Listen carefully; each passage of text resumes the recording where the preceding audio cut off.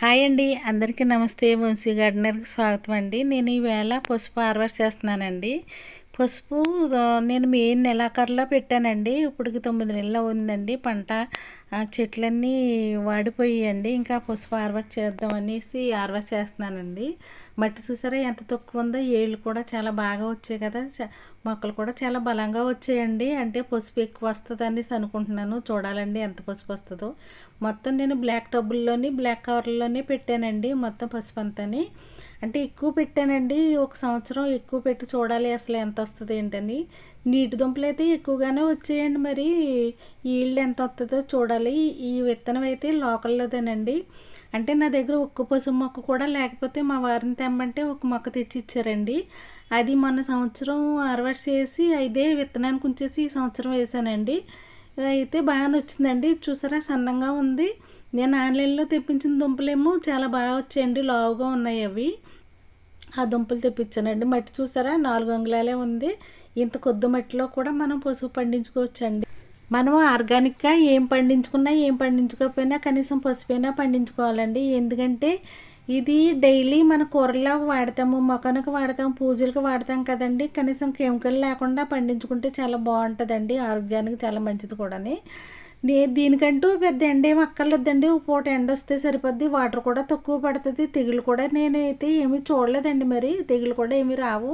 ఒకసారి విత్తనం తెచ్చుకుని ఒక 4 టబ్బుల్లో పెట్టుకుంటే అండి మనకి ఇంటికి సరిపడా పసుపు వస్తుంది. చూసారా నేను తక్కువ మట్టిలోనే వేశాను. అవి ఏళ్ళు కూడా బాగా వచ్చాయి కదా. నేను బ్లాక్ టబ్కి వచ్చి 5 కొమ్ములు పెట్టానండి.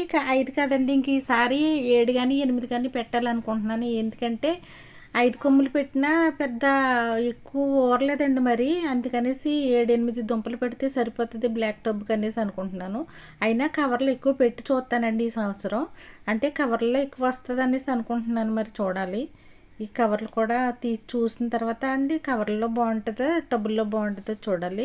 మట్టి చూసారా ఎంత గుల్లగా ఉందో. ఇసుకరేసి ఎక్కువ కలపాలి దుంప జాతులకి అనేసి నేను ఇసుకరేసి ఎక్కువ కలిపానండి. అందుకే పసుపు మొక్కలకి ఏళ్ళు బాగా పోసుకున్నాయండి. దుంప కూడా అలా ఊరుతుంది అనుకున్నాను కానండి ఊరలేదు. మరి నేను ఎక్కడ మిస్టేక్స్ చేశానో ఏంటో వచ్చే సంవత్సరం చూడాలి బాగాని. ఇది మామిడాళ్ళం అండి. ఈ మామిడాళ్ళం నేను ఆన్లైన్లో 3 దుంపలు తెప్పించి నాటానండి. అంటే మామిడాళ్ళం అంటే మాకు అసలు తెలియదండి.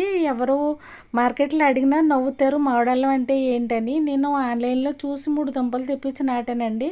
3 దుంపలకి ఇంత అల్లం వస్తుందని అసలు అనుకోలేదు. అసలు నేను పోయింది అనుకున్నానండి. పాతాను కానీ పోయింది అంటే అల్లం మొక్కల్లా ఉంటాయి అనుకున్నాను కానండి నేను పసుపు మొక్కల్లా ఉంటుందని అసలు అనుకోలేదు. నేను ఎప్పుడూ చూడలేదండి. ఇదే ఫస్ట్ టైం అండి నేను పండించడం. అందుకని నాకు తెలియలేదు. అల్లం మొక్క పోయింది అనేసి అనుకున్నాను. తీరా పసుపు హార్వెస్ట్ చేసేటప్పుడు ఇది కనపడిందండి. ఈ ఘాటు వాసన చూసి మామిడల్లం అనేసి చాలా హ్యాపీ ఫీల్ అయ్యాను. దీంతో నిల్వ పచ్చడి కూడా పెట్టుకోవచ్చంటండి. ట్రై చేయాలి. నేను బ్లాక్ కవర్లో పెట్టాను అన్నాను కదండి. చూడండి బ్లాక్ కవర్లో పెట్టాను. ఇది పెద్ద కవర్ అనేసి 3 కొమ్ములు పెట్టానండి. 3 కొమ్ములకి బాగానే వచ్చిందండి. అంటే టబ్బుతో పోలిస్తే దీంట్లో బాగానే వచ్చింది అనేసి అనుకుంటున్నాను. ఇంక ఈసారి బ్లాక్ కవర్లోనే పెట్టాలనుకుంటున్నాను. చూసారా 31 కేజీ ఉంటుందేమోనండి పసుపు, పచ్చి పసుపు. అంత బాగా వచ్చింది. టబ్బులు అయితే నాకు ఇంత బాగా రాలేదండి. మరి చూడాలి. వచ్చే సంవత్సరం అయితే కవర్లోనే ఎక్కువ పెట్టాలి.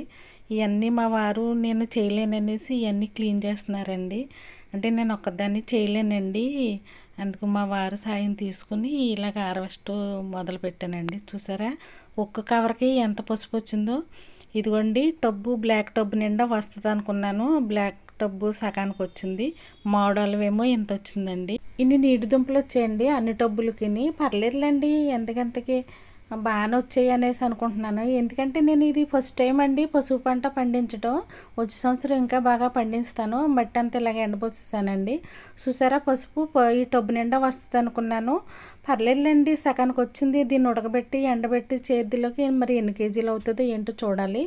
ఇదేనండి మా వీడియో నచ్చితే లైక్ చేయండి, షేర్ చేయండి. కొత్తగా ఛానల్ పెట్టానండి, సపోర్ట్ చేయండి.